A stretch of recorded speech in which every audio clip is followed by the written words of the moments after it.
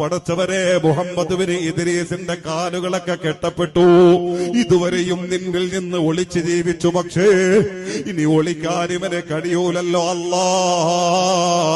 അതുകൊണ്ട് നിന്നെ കണ്ടുമുട്ടുന്നതിന് മുമ്പ്, മുഹമ്മദ് ബിൻ ഇദ്രീസിന്റെ ചലന ശബ്ദങ്ങൾ അവസാനിക്കുന്നതിന് മുമ്പ് ഇവന് നിന്നോട് പ്രതീക്ഷയോടെ പറയാറുള്ളത്, പടച്ച റബ്ബേ, ഇവന്റെ ഇൽമിലല്ല ഇവന്റെ പ്രതീക്ഷ, ഇവന്റെ നിസ്കാരങ്ങളിലല്ല ഇവന്റെ പ്രതീക്ഷ, ഇവന്റെ നോമ്പുകളിലല്ല ഇവന്റെ പ്രതീക്ഷ, ഇവന്റെ ഇജ്തിഹാദുകളിലല്ല ഇവന്റെ പ്രതീക്ഷ.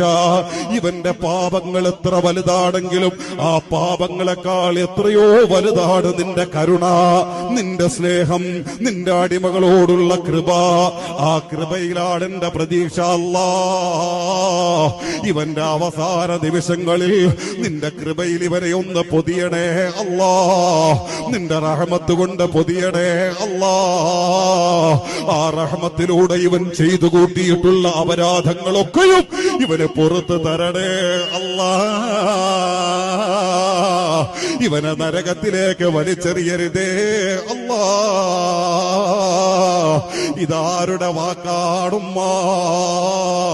ഒരായുസ് മുഴുവനും അല്ലാഹ്ക്ക് വേണ്ടി സമർപ്പിച്ച മഹാനാ. രാത്രികളുടെ ഓരങ്ങളിൽ പോലും അല്ലാഹ്ക്ക് വേണ്ടി, ദീനിന് വേണ്ടി ആയുസ്സിനെ സമർപ്പിച്ചു. പകലുകൾ മുഴുവനും അല്ലാഹ്ക്ക് വേണ്ടി ത്യാഗം ചെയ്ത് ജീവിച്ചു. ആ ജീവിതത്തിൽ അല്ലാഹുടെ ദീനല്ലാതെ ചിന്തകളില്ല, അള്ളയെന്ന വിചാരമല്ലാതെ ലക്ഷ്യങ്ങളില്ല. ആയുസ് മുഴുവനും അല്ലാഹ്ക്ക് വേണ്ടി സമർപ്പിച്ച് ജീവിച്ച വലിയ മഹാൻ പോലും തന്റെ മരണത്തിന്റെ മുമ്പിൽ അങ്ങനെ നിലവിളിച്ചുവെങ്കിൽ